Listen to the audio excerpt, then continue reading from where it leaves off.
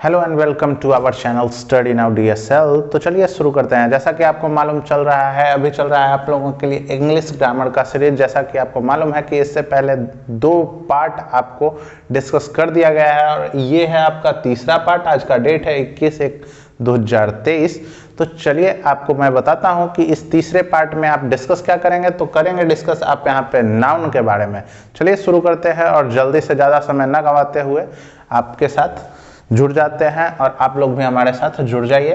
तो सबसे पहले कहा जाता है कि भाई नाउन कहते किसको हैं, ऐसा हमसे पूछा जाता है। तो नाउन कहते हैं संज्ञा। किसे कहते हैं भाई? तो संज्ञा किसी व्यक्ति, वस्तु, स्थान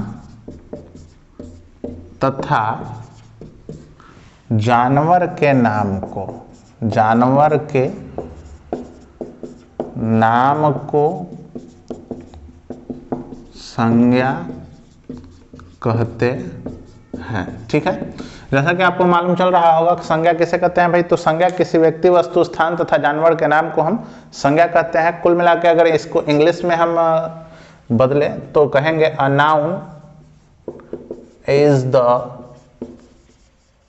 नेम ऑफ पर्सन,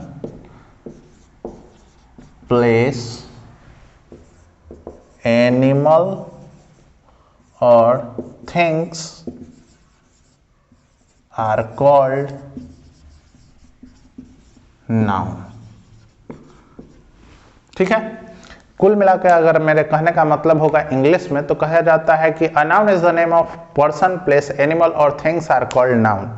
चलिए, अगर ये तो थोड़ा सा बड़ा है, अगर इससे छोटा डिफिनीशन आपको बोला जाए कि भाई छोटा डिफिनीशन हमको बता दीजिए, तो किस प्रकार से आप बतलाइएगा वो देख लें। तो छोटा डिफिनीशन की जब कभी भी आपसे बात करें तो कहिएगा कि भाई नाम को ही संज्ञा कहते हैं। क्या कहिएगा? नाम को ही संज्ञा कहते हैं। अगर इसे हम इंग्लिश में लिखना चाहें तो नेम इज कॉल्ड नाउन। ठीक है, चूंकि जैसा आपको मालूम है कि संज्ञा है क्या, एक प्रकार से जितने भी हम नाम जानते हैं वो सारे संज्ञा हैं।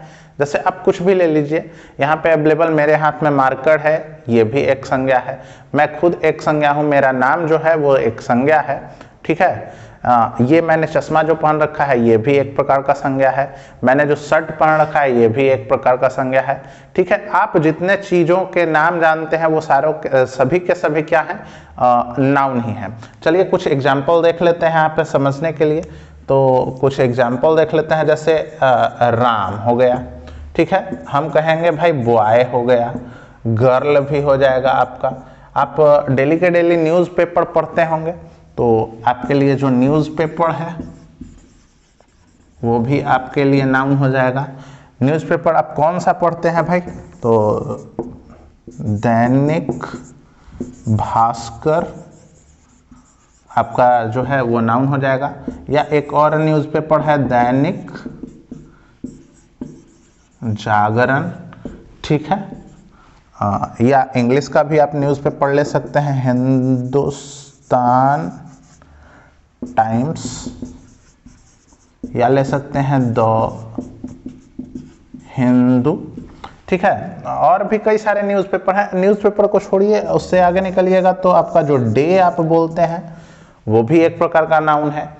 डे में अगर आप डिस्कस करना चाहते हैं तो संडे हो गया, ये भी आपका नाउन है। मैंने पेन अपने हाथ में ले रखा है, ये पेन भी आपका नाउन है। आप जो कुछ भी नाम एक्सप्लेन कर पाए वो सभी के सभी नाउन है। ठीक है, आगे बढ़ते हैं इसको। जैसा कि मैंने आपको बतला दिया है कि नाउन भाई कहते किसको हैं। सबसे बड़ी चीज़ है कि आप चाहे भी किसी भी प्रकार के व्यक्ति का नाम ले लीजिए, चाहे वस्तु का नाम लीजिए या स्थान का नाम लीजिए या किसी भी प्रकार के जानवर का नाम ले लीजिए, सभी के सभी क्या हैं भाई? नाउन है। अगर आपसे पूछा जाए कि भाई जो नाउन है कितने प्रकार के होते हैं तो मैं आपको बता दूं कि संज्ञा कितने प्रकार के होते हैं? संज्ञा 5 प्रकार के होते हैं। कितने प्रकार के होते हैं? तो संज्ञा 5 प्रकार के होते हैं, या कह सकते हैं आप कि संज्ञा के 5 भेद होते हैं। अगर आपको इसे इंग्लिश में लिखना हो तो लिखिएगा आप, there are 5 types of 5 types of noun. ठीक है, आप क्या लिखिएगा, there are 5 types of noun. मैं आपको बतलाता चलूं कि भाई वो 5 के 5 जो भेद हैं वो कौन कौन से हैं। तो सबसे पहला होता है प्रोपर नाउन। क्या होता है? Proper noun. ठीक है, प्रोपर नाउन मतलब होता है व्यक्तिवाचक संज्ञा हो जाता है। ठीक है, दूसरा जो होता है आपका वो होता है आपका कॉमन नाउन। क्या हो जाता है? कॉमन नाउन मतलब हो जाता है आपका जातिवाचक संज्ञा। ठीक है, तीसरा आपके लिए हो जाता है collective noun, COLLECTIVE, collective noun. भाई स्पेलिंग मिस्टेक ना करेंगे अब कभी भी, आप आराम से स्पेलिंग को देखते चलेंगे। समूहवाचक संज्ञा इसे हम कहेंगे कलेक्टिव नाउन को। ठीक है, नंबर 4 जो आपका होगा वो होगा material noun, MATERIAL, material noun होगा। मटेरियल नाउन मतलब हो जाएगा आपका द्रववाचक संज्ञा। ठीक है, आपका अगला जो होगा नंबर 5 वो हो जाएगा abstract noun, ABSTRACT। Abstract noun हो जाएगा आपका, मतलब हो जाएगा आपका भाववाचक संज्ञा। ठीक है, एक बार मैं फिर से आप लोगों के लिए रिपीट कर रहा हूं, आप समझें इस बात को कि इसमें संज्ञा के कितने भेद हमें पढ़ने होते हैं। तो संज्ञा के 5 भेद पढ़ने होते हैं। पांचों भेद के नाम क्या है भाई? तो पांचों भेद में से सबसे पहले का नाम है प्रोपर नाउन यानी कि व्यक्तिवाचक संज्ञा, दूसरे का नाम है कॉमन नाउन यानी जातिवाचक संज्ञा, तीसरे का नाम है कलेक्टिव नाउन यानी समूहवाचक संज्ञा, और चौथे का नाम है मटेरियल नाउन द्रववाचक संज्ञा, पांचवा जो होगा आपका एब्स्ट्रैक्ट नाउन यानी कि भाववाचक संज्ञा। सभी का आप स्पेलिंग मिस्टेक नहीं करेंगे, स्पेलिंग को देख के आप चलेंगे। ठीक है, और साथ के साथ नोटबुक आप अपने पास रखेंगे पढ़ते वक्त, जिसे आप नोट करते चलेंगे। क्योंकि मैं आपको बतला दूं कि जैसे ही इसका चैप्टर खत्म होगा आपको एक टेस्ट अरेंज किया जाएगा, ठीक नाउन के लिए स्पेशल। जैसे कि अभी पार्ट 2 में आपको पार्ट्स ऑफ स्पीच का टेस्ट देना पड़ा था, पार्ट 1 में आप पार्ट्स ऑफ स्पीच के बारे में हल्का फुल्का जानकारी लिए थे, उसी हल्के फुल्के में से आपको पार्ट 2 में टेस्ट लिया गया था। अब नाउन जैसे ही खत्म होगा तो पार्ट 4 जो आपका होगा, पार्ट 3 में आज आपका नाउन खत्म हो जाएगा। ठीक है, और जैसे ही पार्ट 3 में आपका नाउन खत्म हो जाएगा, पार्ट 4 में आपके लिए अरेंज किया जाएगा एक टेस्ट, जिसमें नाउन से रिलेटेड सभी प्रकार के सवाल जैसे बनते हैं उसी प्रकार के सवाल होंगे आपके लिए। ठीक है, तो चलिए आगे देखते हैं। और हाँ, एक बात और, अगर आपको ये वीडियो अच्छा लग रहा है तो वीडियो को भैया लाइक कर दो, चैनल को सब्सक्राइब भी कर दो, साथ के साथ अपने दोस्तों के साथ शेयर कर दो। जैसा कि आपको मालूम है कि आपके दोस्त का ये जो चैनल है अभी अभी नया नवेला है भाई। तो चलिए ठीक है, अगर आपको ये वीडियो अच्छा लग रहा है तो वीडियो को लाइक जरूर करेंगे। चलिए प्रॉपर नाउन देखते हैं। प्रॉपर नाउन हो गया आपका, सबसे पहला प्रॉपर नाउन होता है, कहता है किसी खास व्यक्ति, वस्तु, स्थान तथा जानवर के नाम को व्यक्तिवाचक संज्ञा कहते हैं। अगर हम इसे इंग्लिश में देखना चाहें तो a noun is the name of particular. ठीक है, क्या भाई? पार्टिकुलर। पार्टिकुलर का मतलब होता है खास। ठीक है, पार्टिकुलर पर्सन, प्लेस, एनिमल और things are called proper noun. एक बात मैं आपको बतलाना चाहता हूं कि जब कभी भी प्रॉपर नाउन लिखा जाएगा तो भाई उसका जो पहला अक्षर होगा यानी कि first letter is always capital letter. ध्यान रखेंगे आप, ठीक है ना, कि हमेशा जो व्यक्तिवाचक संज्ञा होगा उसका जो फर्स्ट लेटर होगा वो हमेशा क्या होगा भाई? तो वो कैपिटल लेटर होगा हमेशा। जैसा कि फॉर एग्जांपल में देख सकते हैं आप, राम है, Mohan, Madan, Tom, Abdul, Sita, Ganga, India, Jack, Rohan, Monday, Nepal, Ramayana. आप यहाँ पे जनवरी लिख सकते हैं, बहुत सारे हो जाएंगे।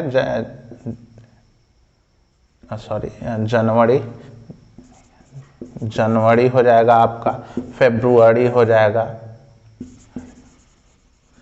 कुछ इसी प्रकार से बहुत सारे हो जाएंगे। ये तो आपके महीनों के नाम हो गए, बहुत सारे ऐसे ही हो जाएंगे। चलिए खैर, इसको हम टेस्ट में भी बहुत सारे अच्छे तरीके से डिस्कस करेंगे। चलते हैं सबसे आगे, जो हम पढ़ लिए प्रॉपर नाउन, इसके बाद जो होगा वो होगा दूसरा आपका कॉमन नाउन। चलिए ठीक है, कॉमन नाउन जैसा कि आपको पता है कि दूसरा जो होगा आपके लिए कॉमन नाउन होगा। कॉमन नाउन मीन्स जातिवाचक संज्ञा। जिस संज्ञा से किसी संज्ञा के पूरे जाति का बोध होता है उसे हम जातिवाचक संज्ञा कहते हैं। जैसा कि अगर आप इसको इंग्लिश में देखना चाहते हैं, पहले तो हिंदी में समझ लीजिए कि वैसा संज्ञा जिसको देख के आपको लगे ना कि ये जो शब्द है, ये जो संज्ञा है, ये एक संज्ञा के पूरे जाति को लेके बैठ रहा है, मतलब एक पूरे संज्ञा के एक जाति का बोध करवा रहा है, तो वैसे वैसे संज्ञाओं को हम कहेंगे जातिवाचक संज्ञा। ठीक है, अगर उसे हम इंग्लिश में कहना चाहें तो common noun as the name given to everything और person of the same class और काइंड। ओके, कहता क्या है, a common noun is the name given to everything और person of the same class और काइंड। ठीक है, आगे बढ़ते हैं। इसका अगर एग्जाम्पल अगर हमको देखना पड़े तो एग्जाम्पल हमने आपसे बोला कि अगर मैं कहूँ आपसे राम, अगर आपसे कहूँ श्याम, अगर कहूँ आपसे मोहन, अगर आपसे कहूँ राज, ये सभी क्या है, एक नाम है। किसके नाम है? लड़का का नाम है। ठीक है, तो मैं अगर यहाँ पे कह दूं कि नहीं भाई चलिए इन सबों को एक क्लास में रख दो, तो ये कैसा होगा? तो सभी को हम लड़का कह के बुला सकते हैं, तो जो लड़का होगा ये होगा आपका जातिवाचक संज्ञा, पूरे लड़का के जाति का बोध हो गया है इसमें। तो उसी कारण से यहाँ पे बॉय। उसी प्रकार से गर्ल्स को ले लीजिए, जैसे आप ले लीजिए रानी ले लीजिए, मोना ले लीजिए, सोनी ले लीजिए, कंचन ले लीजिए, दीपा ले लीजिए, ये सब नाम है, सभी के सभी क्या हैं? लड़कियों के नाम है। इसमें से हम अगर आपसे कह दें कि भाई एक कॉमन सा वर्ड चुनिए जिससे सभी का बोध हो, तो मैं सभी को क्या कह सकता हूँ? लड़की कह सकता हूँ। तो ये जो लड़की है एक ग्रुप बन के आया, ये आपका जो हो जाएगा, ये आपके लिए हो जाएगा कॉमन नाउन। ठीक है, अगला होगा आपका सिटी, शहर। उसी प्रकार से टाउन मतलब भी शहर होता है, कंट्री मतलब भी देश होता है, सभी देशों का बोध हो जाता है। अगर हम देश कहते हैं तो उसमें सभी देश आ जाएंगे। ठीक है, अगर हम स्टेट कहते हैं तो उसमें सभी स्टेट आ जाएंगे। मैं किसी खास स्टेट के बारे में बात नहीं कर रहा हूँ, मैं सभी स्टेट के बारे में बात कर रहा हूँ। अगर मैं स्टेट कहूँगा तो उसमें सभी स्टेट आ जाएंगे। उसी प्रकार से मैं कैपिटल की बात करूँ तो सभी कैपिटल्स इसके अंदर आ जाएंगे। रिवर की बात करूँ तो इसके अंदर सभी रिवर आ जाएंगे। जैसे कुछ देख लेते हैं, गंगा अगर मैं कहता तो ये पार्टिकुलर बात हो जाता, तो ये हो जाता आपका प्रोपर नाउन। यमुना मैं अगर कहता तो ये पार्टिकुलर बात हो जाता, तो ये भी हो जाता प्रोपर नाउन। लेकिन मैं अगर इन दोनों को मिला के कहूँ तो कॉमन सा एक वर्ड निकल के आता है रिवर, तो जो रिवर होगा वो आपका हो जाएगा प्रोपर नाउन। ठीक है, आगे बढ़ें। डे यानी कि दिन, जैसे Sunday, Monday, Tuesday, Wednesday, Thursday, Friday, Saturday, इस प्रकार से जो आप चलेंगे। अगर अलग अलग की बात करेंगे तो वो होगा आपके लिए क्या?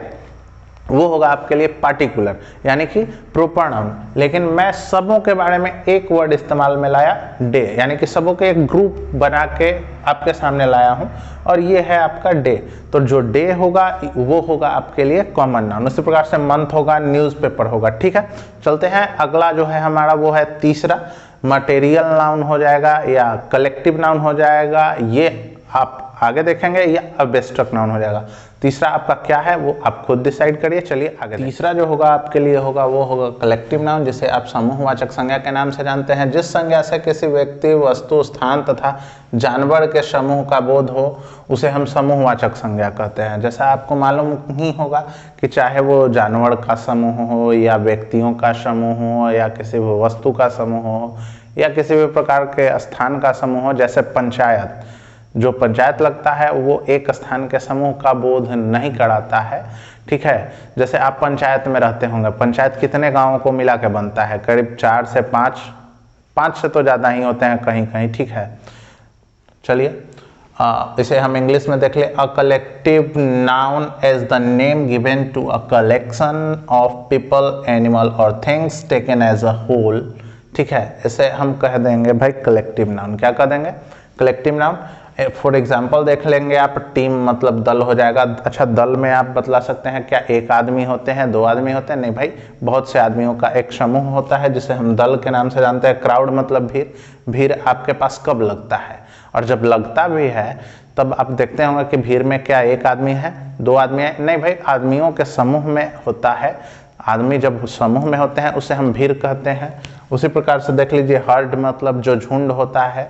यहाँ पे आप देख रहे होंगे हर्ड मतलब झुंड। ये क्या होता है भाई? तो आप देखते होंगे जानवर बहुत सारे एक साथ खेतों में चरने जाते हैं, घास खाने जाते हैं, तो उस समय जो झुंड बना के वे चलते हैं उस झुंड को हम हर्ड के नाम से जानते हैं। अगला होगा क्लास। क्लास में आप जरूर गए होंगे, पढ़े भी होंगे, तो क्लास में देखिए भाई क्लास किस प्रकार से समूहवाचक संज्ञा है। चूंकि क्लास में एक बच्चा नहीं पढ़ता है, क्लास में कई बच्चे साथ साथ पढ़ते हैं, इसीलिए मैं आपसे कह रहा हूँ कि क्लास भाई जो होगा वो होगा समूहवाचक संज्ञा। आगे बढ़ेंगे। आर्मी, सेना में एक आदमी नहीं होते हैं, कई सारे जवानों को मिला के एक सेना तैयार की जाती है, उस प्रकार से आर्मी जो होगा आपका समूहवाचक संज्ञा होगा। बंच यानी कि गुच्छा, जो आप अंगूर देखे हैं या चाबी देखे होंगे, चाबियों कई सारे चाबियों के समूह को एक रिंग में लटका के रखा जाता है, उस समूह को हम ना गुच्छा कहते हैं यानी कि बंच कह सकते हैं। ठीक है, जो अंगूर होता है वो भी एक गुच्छे में होता है। आगे बढ़ेंगे। फ्लॉक मतलब झुंड। ठीक है, फैमिली मतलब परिवार। परिवार में एक सदस्य नहीं होते हैं, बहुत सारे सदस्यों को मिला के एक परिवार का निर्माण होता है, उसी प्रकार से अगला होगा मॉब मतलब भीड़। ठीक है, चलिए आगे चलते हैं, जो आपका होगा चौथा। ठीक है दोस्तों, अगर आपको ये वीडियो अच्छा लग रहा है तो वीडियो को लाइक, चैनल को सब्सक्राइब करना ना भूलें, साथ ही साथ अपने दोस्तों के साथ इसे शेयर करना ना भूलेंगे। ठीक है, चलते हैं चौथे नंबर पे, जो कि होगा आपका मटेरियल नाउन। चौथा जो होगा वो होगा आपका मटेरियल नाउन, जिसे आप द्रववाचक संज्ञा कहते हैं। मैं आपको बताना चाहता हूं कि द्रववाचक संज्ञा हम उसे कहते हैं, शॉर्टकट में आप समझ लें, कि जिसे गिना ना जा सकता है, केवल नापा या तौला जा सकता है, ऐसे संज्ञा को हम ना मटेरियल नाउन कहेंगे। ठीक है, चलिए देखते हैं यहाँ अपने बोर्ड पे। तो वैसा संज्ञा जिसे गिना ना जा सके, केवल नापा या तौला जा सके, उसे हम द्रववाचक संज्ञा कहेंगे। इंग्लिश में अगर देखना चाहें तो कहता है कि a material noun is the name of matter और सब्सटेंस व्हिच इज मेजर्ड और वेटेड बट नॉट काउंटेड। ठीक है, जिसे गिना ना जा सके, केवल नापा या तौला जा सके, उसे हम मटेरियल नाउन कहेंगे, यानी द्रववाचक संज्ञा कहेंगे। फॉर एग्जाम्पल अगर हम कुछ देखना चाहें तो है मिल्क है। ठीक है, मिल्क को आप गिन नहीं सकते हैं, केवल नापा या तौला जा सकता है। उसी प्रकार से ऑयल है, पेपर है, बटर है, गोल्ड है, पैडी यानी कि धान, धान को भी आप गिन नहीं सकते हैं, केवल नापा या तौला जा सकता है धान को। उसी प्रकार से आगे है कॉफी है, घी है, sugar, ink, coal, pulse, water, wood, tea, sand. Sand मतलब बालू होता है, बालू को भी आप गिन नहीं सकते हैं, केवल नाप और तौल सकते हैं। ठीक है, आगे होगा आपका राइस है इधर, उधर उसके बाद है इधर आयरन हो गया, आयरन मीन्स लोहा। तो ठीक है, चलते हैं अगले पर। दोस्तों अगर आपको ये वीडियो अच्छा लग रहा है तो वीडियो को लाइक, चैनल को सब्सक्राइब करना ना भूलें, साथ के साथ अपने दोस्तों के साथ इस वीडियो को शेयर करना ना भूलें। और जैसा कि आपको मालूम है कि ये चैनल जो हमारा है ये अभी नया नवेला है, तो इसे ग्रो करने में हमें आप लोगों की सहायता चाहिए, तो हमारी हेल्प करें। ठीक है दोस्तों, चलते हैं अगले पांचवें पर। लास्ट यानी कि जो पांचवा होगा वो होगा अब्स्ट्रक्ट नाउन। अब्स्ट्रक्ट नाउन मतलब होगा भाववाचक संज्ञा। भाववाचक संज्ञा हम उसे कहते हैं वैसा संज्ञा जिसे देखा या छुआ न जा सके, केवल अनुभव किया जा सके, उसे हम कहेंगे क्या, तो भाई भाववाचक संज्ञा। जैसा कि अगर आप हम जानना चाहें इंग्लिश में तो कहेंगे an abstract noun is the name of something that can not be seen, मतलब जिसे देखा ना जा सके, और टच्ड और छुआ ना जा सके, but can be touch of in our mind, मतलब अपने दिमाग के अनुसार महसूस किया जा सके, दिमाग में महसूस किया जा सके, उसे हम केवल कहेंगे एब्स्ट्रैक्ट नाउन यानी कि भाववाचक संज्ञा। अब कुछ एग्जांपल्स दिए गए हैं, हम तो जरा सा उनके बारे में देख लेंगे। तो यहाँ दिया गया है लव यानी कि प्यार, इसे केवल दिखाया जा सकता है, मतलब अनुभव किया जा सकता है। ठीक है, इसे देखा या छुआ नहीं जा सकता है। डेथ मतलब मृत्यु, बर्थ मतलब जन्म। अच्छा मैं आपको ये समझाना चाहता हूँ कि लव जो है प्यार, जिसे आप कैसे देख नहीं सकते हैं, छू नहीं सकते हैं, लेकिन केवल अनुभव कर सकते हैं। जैसे कि आपको पिताजी ना बहुत पीटते हैं तो आप कह सकते हैं कि भाई उस अनुसार आपके पिताजी गुस्से में हैं। आपकी माँ आपको प्यार कर रही है बहुत ज़्यादा, तो आप कह सकते हैं कि नहीं भाई हमारी माँ जो है हमसे प्यार कर रही है, यानी कि वो हमसे बहुत प्यार करती है, हमें दुलार कर रही है। ठीक है, उसी प्रकार से डेथ है, बर्थ है, heat, truth, honesty, beauty, music, sleep, life, ये सभी के सभी आपके लिए होंगे क्या भाई। तो इन सबों को केवल आप महसूस कर सकते हैं, ओनली फील, नॉट टच और सीन, है ना। फ्रेंडशिप हो गया, चाइल्डहुड हो गया, इन सभी को आप केवल और केवल अनुभव कर सकते हैं, देख और छू नहीं सकते हैं। तो दोस्तों बस यही थे आज के लिए, अगले वीडियो में मिलेंगे। देखिए अगला जो होगा आपका वीडियो वो होगा पार्ट 4, 28 तारीख को सुबह 6 बजे अपलोड कर दिया जाएगा। उस दिन होगा आपका शनिवार। ठीक है, अगले जो वीडियो होंगे उसमें मैं आपके लिए लाऊंगा ये जो आपका नाउन खत्म हो गया, इससे रिलेटेड सवाल होंगे, करीब 40 से 45 से 50 सवाल आपके लिए मैं लाऊंगा उस दिन। तो अगले वीडियो में मिलना हमसे भूलिएगा मत, जरूर मिलिए। अच्छा, और आपको ये वीडियो कैसा लगा, आपको इस वीडियो के बारे में कोई सवाल और सुझाव हो तो हमें कमेंट में लिखना ना भूलें। चलिए मिलते हैं अगले वीडियो में, तब तक हंसते रहिए, मुस्कुराते रहिए, शेयर करते रहिए और पढ़ते रहिए। जय हिंद, वंदे मातरम।